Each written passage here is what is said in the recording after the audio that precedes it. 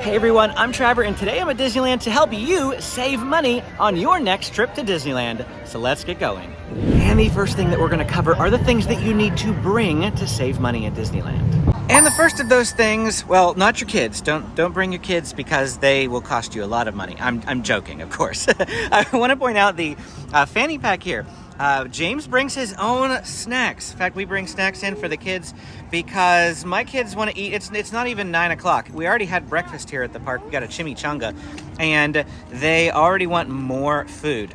So we are getting a snack. We bring a snack in the pouch. Sometimes we bring them in our backpacks as well. But bring your own snacks because, like I said, these kids eat every 30 minutes. And it gets expensive if you're buying Disney snacks for them every single time. Of course, we do still have to get them Disney snacks throughout the day because what's, a Disney day without a classic churro, right? Some other food items that you should consider bringing. A lot of the hotels in this area do not offer free breakfast, so bring some breakfast items, be it Pop-Tarts or Belvita biscuits. We eat those fig bars that we just showed you as breakfast sometimes. Cereal, if you want to bring your own cereal. It's just an idea for you to save some money because eating breakfast at the park every day is going to get expensive. And while we're walking to the next location, we're going to talk about the next item that you should bring. And that is going to be a portable phone charger. So the Disneyland app will eat up your phone. So I have this charger that I bring all the time. It is a MagSafe. It connects to the back of my iPhone. It's a pretty solid hold. I love this thing. If you do happen to leave yours at home, they have fuel rods here in the park that you can purchase for $30. The one benefit to the fuel rod is that we buy it once and you can get free swaps here at the park as often as you need it at no extra cost. So there are benefits to both, but we're trying to save some money, so maybe bring either the one you have at home or purchase a cheaper one. The next thing that you need to consider bringing yourself is souvenirs. And the number one thing that a lot of people want to buy when they come to Disneyland are these ears, but check out this price. $34.99. You can purchase ears online on Etsy or anything like that. I don't have any links for you, but I'm just recommending it to you because it's a lot cheaper than purchasing them in the park. And if you'd just like to buy a plain Disneyland shirt, check this out. $29.99. We go to Kohl's a lot before Disney trips, buy the kids each matching shirts, and we get them cheaper than one shirt at Disneyland. The next thing to bring is to bring your own water bottle. Water is expensive here at the park if you buy bottled water, but come into any quick service restaurant and you can ask for a free cup of water. That's a hack that we do all the time. Now, some restaurants will actually give you ice water. This one just gave me a cup of ice. We're at Red Rose Tavern, and that's because this location actually has a fill-up station. You can use these fill-up stations to fill up your own water bottle in addition to the cups that they give you. And we're able to get a free cup of water. Rinse and repeat as often as you need to. If you are enjoying this video and finding it helpful, please hit the like and subscribe button. And if you have questions about what you're seeing, go ahead and drop them in the comments below. I'd be more than happy to answer them. Of course, it's quite sunny here today, as it often is in California, so make sure you bring your own sunscreen. Trust me, I forgot it whenever I went to Walt Disney World. I didn't forget it, I just couldn't take it on the plane because I wasn't taking any checked luggage. And I had to buy one at Walt Disney World for like $14 for a single bottle. So I recommend trying to think of everything that you need to bring so you don't have to buy it here. And our next tip is to book with Getaway Today and save. Now, I am partnered with Getaway Today, so if you use my coupon code, you will save on top of their already discounted packages. Coupon code is down in the description. You can click the link to get to their website or give them a call at the number that you see on the screen. I recently priced out a vacation for 5 days at Disneyland, and I priced everything out booking directly to the hotel and booking directly on Disneyland. Then I also booked it on Getaway and was able to save $270 off of my trip. It was about 10%, give or take. And I mean, 10% is a great savings. So book with Getaway Today. I had to move because the Pearly Band was coming. But along with that, you can also look for promos on Disneyland's website. Like right now, they're running a $50 kids ticket promo. If you book with Getaway, you can still get those $50 kids tickets and other similar promos that they might run throughout the year with Getaway today. Another thing you can do is split meals, and one of those places that we come to do just that is Rancho del Zocalo. And here is a look at the Burrito Sonora. Now this is so large that Amy and I can split it and we always feel full. But it's not just the burrito, it's also the tostada and the trio of street tacos. We have split all of that and more here at Rancho del Zocalo, so I highly recommend this location for an affordable meal. It's not just the adult meals you can split. You can also order an adult-sized portion for the kids. So this is adult chicken tenders, but we're gonna split it between both kids, and it makes it so it's cheaper than buying 2 separate kids meals. The chicken tenders were $11.99 for an adult meal, but the kids meals are somewhere in the ballpark of $7.99 or $8.99 depending on where you go. So even if you take the cheaper of the option, that's $16 for 2 kids meals. We spent $12 and they're able to split. So $4 savings, we'll take it. And a little side tip, if you do come to Rancho del Zocalo, my kids love this spot right here because as they eat, they get to watch the Big Thunder Mountain Railroad train go by.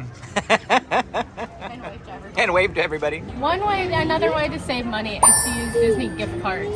You can use Disney gift cards anywhere in the park, just like you would use money.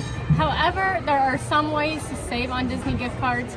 Target will let you save 5% on Disney gift cards using the Target Red Card. Sometimes you will find deals at Costco and Sam's Club where you can buy like a $200 Disney gift card, but for $175, stuff like that. So you can use Disney gift cards as a hack. Another way that you can use the gift cards effectively is that you can purchase them with the credit card and earn credit card points and get cash back. But speaking of credit cards, they do often have special promotions. So look out for like brand new card offers. We used that for one of our trips once. We got a Disney Visa card, and we just used that to pay off our Walt Disney World trip. You can also look for credit cards that offer really good deals and incentives. For instance, I have a Chase Sapphire Preferred because I get an extra 25% back on travel just from credit card points. This year, we saved $888 on plane tickets to Walt Disney World when we go in May. Our next tip is to look for low-cost or no-cost activities to do in the park. One of those things is here at the Penny Arcade. So a couple of these still are a penny. Both of these, it says 1 cent. So these actually do take pennies, these machines right here. But not all the machines are pennies, as Esmeralda here is 25 cents. Now, if you don't have any pennies, you can put a quarter in the slot and it'll give you pennies. And on the other side, you can put in bills and get the quarters. So there's multiple ways of doing that. Other activities include the Shootin' Exposition in Frontierland, the Wishing Well at Snow White's Grotto, but perhaps the most awesome feature at Disneyland that a lot of people don't know about is the Sleeping Beauty Castle walkthrough. Our next tip is to bring your kids before they turn 3 years old. If you bring your kids before they turn 3, you do not have to pay park entry for them. You also do not have to pay for them at buffets. They can just eat off of your plate. We've brought our kids since they were really little, and they have still enjoyed the parks even before they could ride all the big rides, because they still got to ride some of the smaller rides like Jungle Cruise, things like that. Something that you can do is, instead of purchasing the PhotoPass service, you can ask the PhotoPass cast members to use your phone, as you see right there, to take a photo for you. And so then it's a free service that they'll do for you, and you don't have to pay for the PhotoPass service. The downside of not paying for PhotoPass is that they're not on a professional camera and that they don't have these little enhancements. So Disney will oftentimes provide enhancements to photos that they take, like they'll put Tinkerbell in your hand, and those effects won't be present, you know, when they just take them with your camera. So that's the difference. If you want those effects, you can purchase PhotoPass, but if you want to save some money, you can ask them to take a photo on your phone for you. Another thing to consider is bringing your own stroller. It is free to bring your own stroller. It's free to put them on planes. The ones here in Disneyland cost $18 for a single and $36 for a double. That is per day. They are hard and plastic. They do not have under the seat storage or anything, and they're just not very great. If you bring your own, you have your own comfortable stroller, and it's a lot cheaper than renting them here. Also, if you have a really expensive stroller you don't want to risk getting stolen, you can always buy like a $25 to $50 stroller before you come, and that's still cheaper than renting them here. Another thing to consider doing is visiting Disneyland in the off-season. What is the off-season? Well, now is. It's really not much of an off-season anymore in terms of crowds, but there is in terms of park tickets. So avoiding dates like spring breaks, major holidays, times in the summer, Christmas, all that sort of thing. There are plenty of days throughout the year that if you're trying to buy a single day ticket, they are significantly cheaper. They're called Tier Zeros. There are several tiers of tickets at Disney, Tier 0 to Tier 6. Tier 0 being the cheapest at $104 last I looked. And if you book on one of those days, you can save some money just by coming in the off-season.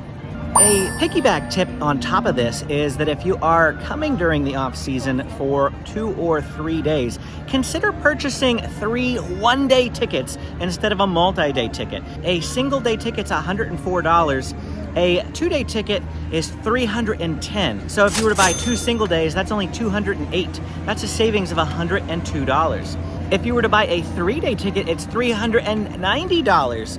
But if you buy 3 one-day tickets, it's $312 for a savings of $78. Am I right on my quick math there? There is one minor annoyance about this, however, and that's that you have to have your photo taken at the beginning of each day when you enter the park. What's the other problem with doing this? Well, if you are going to get a park hopper, it will be more expensive because a park hopper is good for your whole trip. You pay a flat $70 for a 3-day ticket. But if you're only coming for 1 day, it's $65. So if you're planning on getting the park hopper, this hack is not going to work. But if you're just going to do 1 park per day, this is a good way to save money. And in fact, foregoing the park hopper altogether is another money-saving hack because the park hopper is really just unnecessary unless you're staying at least 4 days. I feel like if you're doing 3, you could consider it. 2, definitely just 1 park per day. And if you're coming for 1, I know it would be tempting to get the park hopper so you could visit both parks, but really there's so much to do at just Disneyland. I would highly recommend only visiting this park.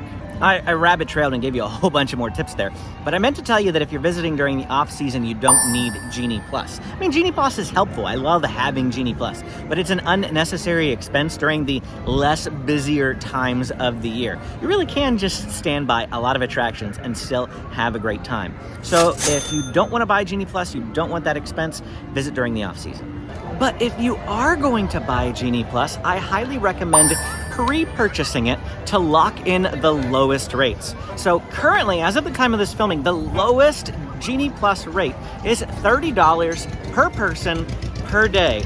And that price fluctuates depending on how busy the day is. By pre-purchasing Genie Plus, you will lock in that lowest rate of $30 per person per day. You do have to do this when purchasing your tickets, though. If you don't do it on either Disneyland's website or Getaway Today's website, you won't be able to do it until you get here. Something else to consider is to eliminate a day from your trip. I know that that's kind of like a last resort. You want to spend as much time as you can here, but I mean, think about it. It's less food, it's less hotel costs, it's less ticket costs, and if you're really worried about getting everything done, just purchase the park hopper. Purchasing a park hopper, again, if I wasn't clear, it is a flat fee per person. So for a 3-day ticket, it is $70 per person for the whole trip. If you add a 4th day, it's still $70 for the whole trip. And I believe if you add a 5th day, it goes up to $75. But the whole idea being that it's not more expensive per day. So if you add that hopper, the $70 is going to be cheaper than your hotel stay and your ticket stay and your food for that extra day. Get the hopper and go from a 5-day down to a 4-day. It's an option to save some money. The next way that you can save a lot of money at Disneyland is to stay at a Good Neighbor Hotel. Now behind me is one of the Disneyland hotels. It is the Grand Californian Hotel, the Big Daddy, the most expensive hotel that they have, around $800 a night for a standard room. The cheapest Disneyland hotel on property is the Pixar Place Hotel at around $500 a night. And so those are pretty expensive for Disneyland on-property hotels. All of them are the equivalent of deluxe at Walt Disney World. We don't have any moderates or values here at Disneyland. And so stay at a Good Neighbor Hotel. The one that I recommend is the Candy Cane Inn. Has free parking, free breakfast, free shuttle. You can walk too. It's just a 7-minute walk from Disneyland. Really nice, refurbished, updated rooms. and really good breakfast too. I love the hotel, cannot praise it enough. It's around $300 a night right now.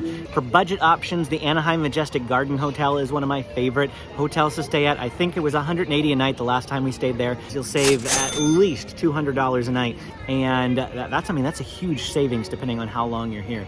So stay at a good neighborhood hotel, definitely a good way to save some money. Something that kind of goes hand in hand with hotels is a rental car. Don't rent a car. You don't really need it. You can get transportation from the airport to Disneyland, this area, pretty easily. And once you get here, you don't really need to go anywhere. So if you don't rent a car, you'll be able to save money on not renting a car. Plus, you won't have to pay for parking because almost all the hotels, especially the Disney hotels, charge you for parking. If you want to save some money, don't rent a car. You don't really need to.